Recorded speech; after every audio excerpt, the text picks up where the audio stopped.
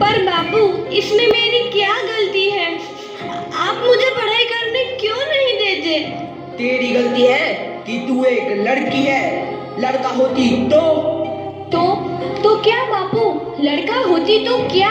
ए लड़की, ज्यादा जबान ना चला, नहीं तो जबान हलक से खींचकर बाहर निकाल दूंगा।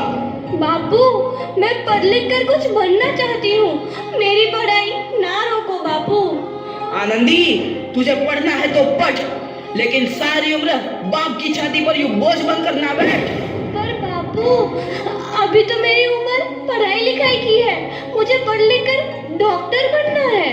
पढ़ाई पढ़ाई पढ़ाई, आज तो तेरी इन किताबों का काम तमाम करके ही छोड़ूंगा। ये ले। नहीं बापू, मत छोड़ो बापू। सॉरी। नहीं बापू, नहीं। बापू, ये तुमने क्या किया? तुमने मेरी इन किताबों को ही नहीं फाड़ा बापू, मेरी किस्मत फाड़ दी, मेरी किस्मत। ये कॉपी किताबें ना सिर्फ छोरों के हाथ में अच्छी लगती है, लड़कियों के हाथ में तो सिर्फ मेहंदी अच्छी लगती है, मेहंदी। पर बापू, मैं लड़की हूँ तो क्या हुआ? लड़का और लड़की तो हमारी दोनों आंखों के समान होते हैं।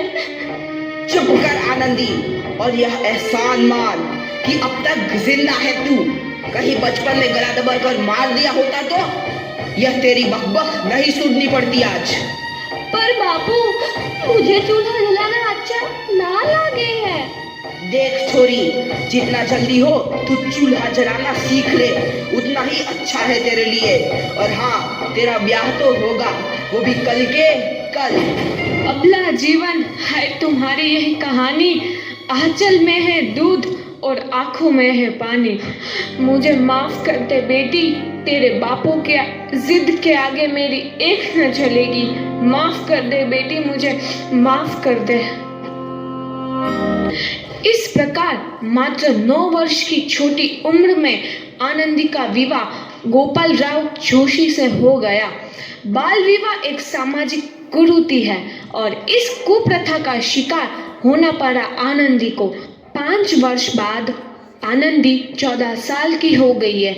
उसके घर एक शिशु ने जन्म लिया है। देखते हैं आगे क्या हुआ। देखिए ना, इसे क्या हो गया है? इसका माथा तो अंगार की तरह तप रहा है। इसे तो बहुत तेज बुखार है। आप भी ना कुछ भी बोलते हैं। दीजिए मुझे। माधव, माधव, जल्दी से वैद्य जी को बुला के लाओ। जी, अभी बुला के लाता हूँ। ये तुम क्या कर रही हो आनंदी? भगवान की विभूति लगा रही हूँ। बस करो आनंदी, ये सब अंधविश्वास है। अरे आप यकीन तो कीजिए, भगवान की कृपा से इसका माथा ठंडा हो रहा है और बुखार भी उतर गया है ना बाबू? देखिए, दीजिए मुझे। उठो बाबू, आंखें खोलो, तुम्हें तुम्हारी माँ बुला रही है। आंखें खोलो, देखिए ना इसे क्या हो गया है। आंखें भी नहीं खोल रहा। आंखें खोलो बेटा। आप चुप क्यों है? आंखें खोलो बेटा, आंखें खोलो। आनंदी, हमारा बेटा कभी आंखें नहीं खोलेगा। नहीं, ऐसा नहीं हो सकता। मेरे बेटे को मुझसे कोई नहीं छीन सकता, कोई नहीं छीन सकता। पागल मत बनो आनंदी। माधव, माधव। आनंदी, बंद करो ये पागलपन। भगवान ने मेरा बच्चा छीन लिया। भगवान ने नहीं, तुम्हारी अशिक्षा और अंधविश्वास ने तुम्हारा बच्चा छीना है। अगर तुम पढ़ी लिखी होती तो आज हमारा शिशु जीवित होता। तुम अनपढ़ थे आनंदी, अनपढ़। नहीं, अब मैं अनपढ़ नहीं रहूंगी। नहीं रहूंगी मैं अनपढ़। मैं पढ़ूंगी ताकि कल किसी और आनंदी को इलाज के अभाव में अपना बच्चा ना खोना पड़े। शाबाश आनंदी, और यही तुम्हारे अपराध के लिए प्रायश्चित भी है। जब से दिखा तू है नदी। आनंदी, तुम्हारी 12वीं का परिणाम आ गया है। तुमने पूरे कॉलेज में प्रथम स्थान अर्जित किया है। दिल खुश जहां तेरी तो आनंदी, तुम्हारी मेहनत रंग लाई है। तुम्हें शिक्षा वृत्ति मिली है। ये लो तुम्हारे अमेरिका जाने की टिकट। मुझे शिक्षा वृत्ति मिल गई, मैं अमेरिका जा रही हूँ।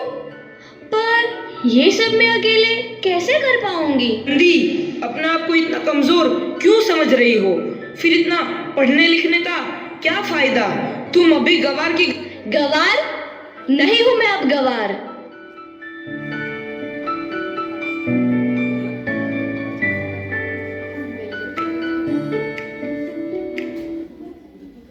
इस प्रकार 7 अप्रैल 1883 को आनंदी अमेरिका के पेंसिल्वेनिया के लिए रवाना हुई और 3 साल बाद उन्होंने डॉक्टर ऑफ मेडिसिन की उपाधि प्राप्त कर ली। इधर आनंदी के पिता की तबीयत बहुत खराब है। आगे क्या होता है देखते हैं। लगता है अब मेरे जाने का समय आ चुका है। मैं नहीं बचूंगा। ऐसा मत बोलो। शहर के सिटी हॉस्पिटल में अमेरिका से डिग्री लेकर कोई बड़ा डॉक्टर आया है। एक बार वहाँ चलकर दिखा लेते हैं। हाँ, सही बोला भैया। कम से कम दिल को तसल्ली तो मिल जाएगी। हाँ हाँ, चलो चलो जल्दी हॉस्पिटल चलते हैं।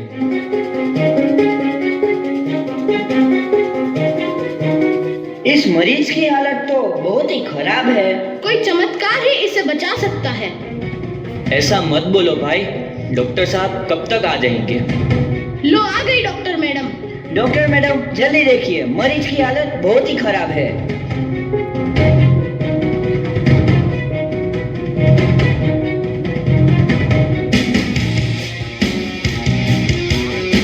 अब आप बिल्कुल ठीक हैं। मौत के मुंह से आपको बचाया है डॉक्टर मैडम ने। डॉक्टर साहब ने मुझे बचा लिया। मुझे मिलना है डॉक्टर साहब से। डॉक्टर साहब नहीं, डॉक्टर मैडम बोलो। डॉक्टर मैडम, उन्होंने ही तुम्हें जीवन दान दिया है। लो आ गई डॉक्टर मैडम, मिल लो उनसे। डॉक्टर मैडम, आपका बहुत बहुत धन्यवाद।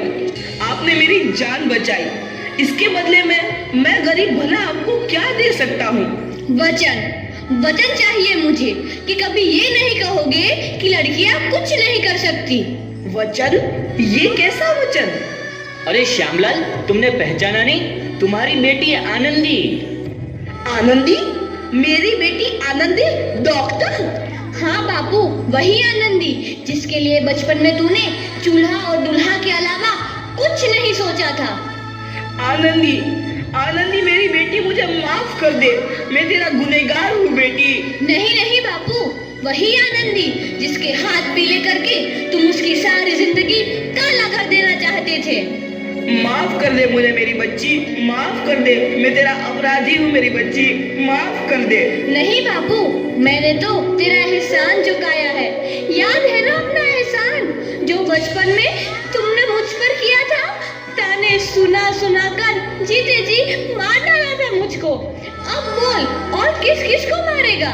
आनंदी बेटी, मुझे माफ कर दे मेरी बच्ची। मैं तेरा गुनहगार हूँ। बापू, आपने ही तो बोला था किताबें सिर्फ बेटों के हाथ में अच्छी लगती है, बेटियों के हाथ में तो सिर्फ मेहंदी। बेटों और बेटियों में फर्क करना दो आंखों में फर्क करने समान है। एक का पढ़ना और दूसरे का ना पढ़ना सामाजिक अंधकार है बापू, सामाजिक अंधकार। उपकार मांगता हूँ मैं तुझ जैसी बेटी का, जिसने सारी उम्र मुझसे कुछ ना मांगा तो सिर्फ बराबरी का दर्जा। वरना सच तो यह है कि मैं तेरी माफी के लायक भी ना हूँ। मुझ जैसा बाप तेरी बराबरी कर सके उसके मैं लायक भी ना हूँ मेरी बेटी, लायक भी ना हूँ। अपने बापू को क्या माफ नहीं करोगी आनंदी?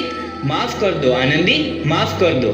सुबह का भूला यदि शाम को घर लौट आए तो उसे भूला नहीं कहते। बापू।